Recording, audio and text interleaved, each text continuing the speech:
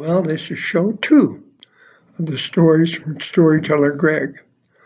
I'm Greg, and I have a ton of stories to tell you. All the stories deal with the idea that we can choose assumptions that most help us to deeply and honestly care about ourselves, all others, the earth, and what's beyond the earth. And we're going to look at stories where people have taken on an assumption of caring and then maybe a totally different story and a different perspective, but it still helped them to care. I'm convinced that we can reduce violence throughout the planet by promoting choosing wise decisions, and that wise decisions are based on caring, and that basically we need to be leaders and to choose leaders that promote caring and to withdraw our support from leaders who embrace disregard.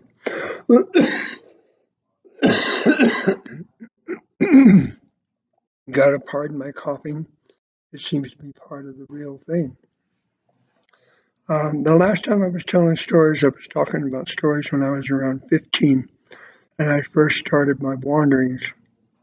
I had had permission to travel all of the state of Colorado. Didn't hitchhike, I walked most of it. Got myself in really good shape toward the end of that. And now I'm going to continue on with stories for the next year when I was 16. And I had permission from my parents to travel the United States and to leave home. I could leave home if I could prove that I could stay in school and that I could take care of myself. As a matter of fact, I ended up with a situation, failed at it, felt like an utter failure. When I came home that particular summer, I was in a lousy mood, but I was in great shape and I became a very excellent defensive football player. I'm trying to think of some of the stories that had occurred during that year summer when I was 16. And I don't remember a lot of songs that I wrote at that time, but I do remember an interesting story. I was hitchhiking, traveling, and I met up with a young fellow who was basically my situation, except he was 18 and he had just graduated from high school and getting ready to go to college. And he and I decided to go travel together for a while. What was kind of interesting is he had graduated from a Lutheran high school, and I was going to a Lutheran high school, Denver Lutheran. We were both definitely um, middle class, white, um, Anglo boys traveling together, sharing, trying to share one another our perspective and how we looked at life and what we thought. Well, one day we're hitchhiking, traveling, and four totally, completely, outrageously drunk Indians stopped to pick us up.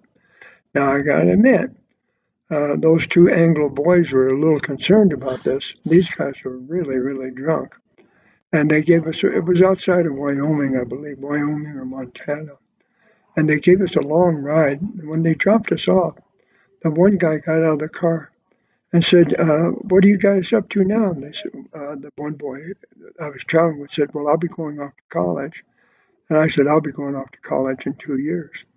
And the guy said, "Look, listen, if you have any interest at all in becoming educators, teachers," he said, "I'm the principal of the school here, and we're really in desperate need." I think it was the Crow Nation. He said, "We're desperately in need of people who will come back and help us learn, help us to gain power through our education. If your destiny or your inclination is to come back and help us, please think about it." And with that, the four guys loaded up into their car and drove away. And my friend and I were just kind of stared at each other, flabbergasted. You know, it's amazing how we judge people. We judge our situation. We judge what we're doing. I don't trust it. I don't trust judging myself. I don't trust judging others. I'm wondering if I have a song about judging. Oh, I do. I do have a story about that. It goes something like this. The 6'8", blond-haired, blue-eyed cowboy came dancing into town. He was waltzing right down the middle of the street, spreading his laughter all around. The 6'8", blond-haired, blue-eyed cowboy asked, Who in town has the largest open heart? Folks in general agreed that the old miner, Sam McGee, would make a very good start. The 6'8" blond haired blue eyed cowboy went and knocked upon the miner's door. He said, Sam McGee, I got to be talking to you for a few minutes or maybe even more. Sam McGee opened up the door and invited the cowboy in for a cup of coffee or two. He set the cowboy down and said, All right, cowboy, what's the story behind you? The 6'8" blond haired blue eyed cowboy said, Well, I just got out of jail for telling the truth to the judge, and that truth turned the judge kind of pale. You see, I had seen these two men beat up another man close to living death. The judge said he wanted to know what I saw, the truth. Well, that's what I thought he said. I said, Judge, the truth is that the men who beat up that poor man, those men are me and you. Because, Judge, that's the most loving way to look at it. And therefore, Judge, it's the truth. The judge said, Cowboy, don't you be playing games with me. I know it wasn't me and you. Now, who were the men who beat up that poor man? Cowboy, I want the truth. The truth is, Judge, that you and I and all of us were children of the light. To say anything that would suggest something different, well, Judge, it just wouldn't be right.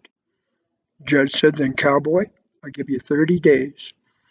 Cowboy said, I just got out today. Sam McGee looked at the cowboy and said, Son, I don't think this world is ready for you. If I were you, I'd go up, hold up in the mountains and wait for a different time or two. The cowboy said, Sam McGee, that's something you've just got to realize. There ain't no place to run to, and there ain't no place to hide. This world is into power. The world is into fear. And if you're into loving, the world, it don't want you near. If you're into loving, the world can't tell you what to do. If you're into loving, the world ain't got no power over you. The cowboy, Sam McGee, stood in the doorway and watched the cowboy as the cowboy walked on out of sight. Sam McGee was feeling a tad uncomfortable because he was kind of worried that maybe the cowboy was right. There really ain't no place to run to, and there ain't no place to hide. If you're into loving, it's something you've got to realize. This world is into power. This world is into fear. And if you're into loving, then the world, it don't want you near. If you're into loving, the world can't tell you what to do. If you're into loving, the world ain't got no power over you. So, you see, I do have a song dealing with judging. I wonder if I have another one. You know, judging and uh, hating an entire race of people or hating an entire class of people. So you hate the police, or you hate ladies, or you hate guys, or you hate educators. It's crazy. Hatred's crazy. It's based on disregard. It's got nothing to do with truth. Truth is caring. At least that's what I believe. Whatever helps you most to care, and I know what will help you most, will not necessarily help me most. The beliefs or the assumptions that you make are going to be very different than the belief and assumptions that I make. Now, here's another story. This one's kind of sad for me, but it's another story. He was a Catholic priest who happened to be a quarter Jew. And when the Nazis came to take the folks off to the camps, well, they took him off too. And Heinrich was a Nazi prison guard. He was Nazi through and through. And though he hated the Catholics, he just despised the Jews. When the Nazi prison guard first saw the little Catholic priest, the prison guard used his rifle and knocked out some of the priest's teeth. The wee little man held up his hands to his face, and he said some words that sounded just a tad like a grace. He said, I know there's got to be some love deep down inside of you. I guess if the Christ can love you, I can die too. I can try it too. Then came the day that the little Catholic priest was to take his poison bath, and Heinrich's fury had turned into full blown wrath. He laughed and he told the wee little man that this was the day he was going to die. The Catholic priest said, When I go, The Christ is going to touch you inside. Heinrich watched the shaved naked people as they walked on through the door, and Heinrich watched the shaved naked priest, who he knew would never see life anymore.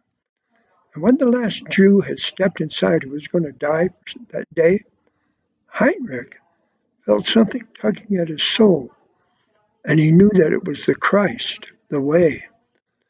Heinrich left behind his Nazi prison gate. He now knew for certain the power of love would always conquer the power of hate. And when the Nazis found him and they shot the Nazi prison guard dead, these were the very last words that Nazi prison guard said. He said, "I know there's got to be some love deep down inside of you. I guess if the Christ can love you, I can try too." And that's that story. I don't know if there's going to be time for another story or not. I don't know what other story is going to fit in all this. I do know that while I was searching for a place that I could finish school and take care of myself, I ended up on a place outside of Spokane, Washington called the Dostoevsky Farm. It's kind of interesting to me because it was an anarchist farm.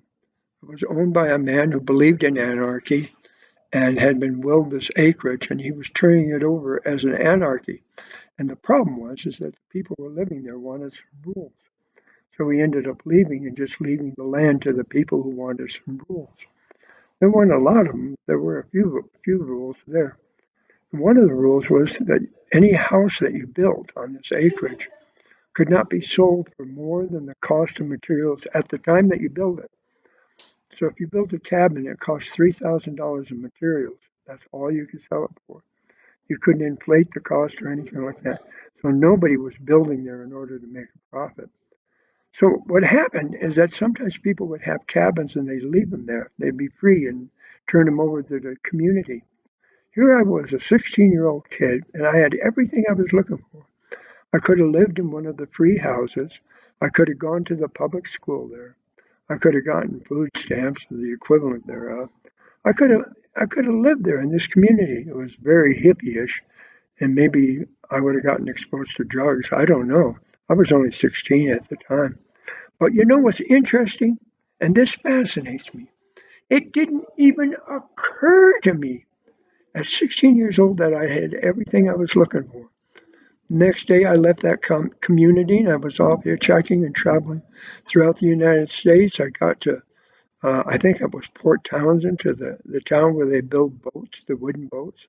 Never, ever occurred to me that I could have gone to school, had a place to live, had a place to belong. Not once. Years later, I was hitchhiking with a friend, and we went by through that community again, and it had expanded and grown and changed, but it was still a beautiful project. The Dostoevsky Farm was a wonderful project. Anyway, life really is a matter of perspective. I just did not have the ability to see that I had everything I was looking for. Isn't that something? Unless, of course, we're being guided. Ah, now that's something. You know, I once met a colonel in the Marines. I'm a ex, yeah, never an ex-Marine. I'm a Marine also. And he was saying, you know, Greg, there are times I think it's obvious that the cosmos intervenes in some of the wars and situations that we're going into. And then I explained to him about Michener's book, South Pacific, where the lieutenant in the Marines had fallen in love with a lady that his racial prejudice was made it difficult to love. He says, you know, something like that, almost identical, happened to me. He had been on a South Sea island and a Marine in a lieutenant in the Marines. And he says, I fell in love with a lady there, but I just couldn't stay. I just couldn't stay there. You know why? And I was afraid to ask, but I did anyhow. Why? Why couldn't you stay in paradise? He said, I would have been bored silly, Greg. I stayed in the Marines. I had a bunch of children. I fought in a bunch of wars, but I wasn't bored. And I would have been bored living in that South Sea paradise. Now, I wrote that as a song, and I'll sing that song another day.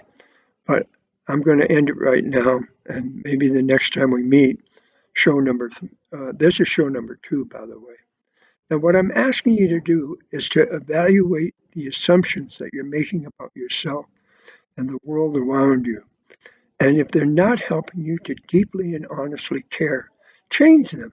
Change them to assumptions that do help you to deeply, honestly, and actively care about yourself, all others, the earth, and what's beyond the earth. And at the same time, I'm asking you to be the leaders and choose leaders who base their decisions on caring and to, to take away your support from leaders who base their decisions on disregard. We have to learn to care. It's time. I think people are sick and tired of disregard. Actually, I believe it's happening. I think it's happening all over the world. It's just something that I happen to think is kind of cool to talk about. Anyway, I'll catch you later. Have a wonderful day. You and your entire family have a good life. This is Storyteller Greg saying goodbye. This is show number 2, by the way.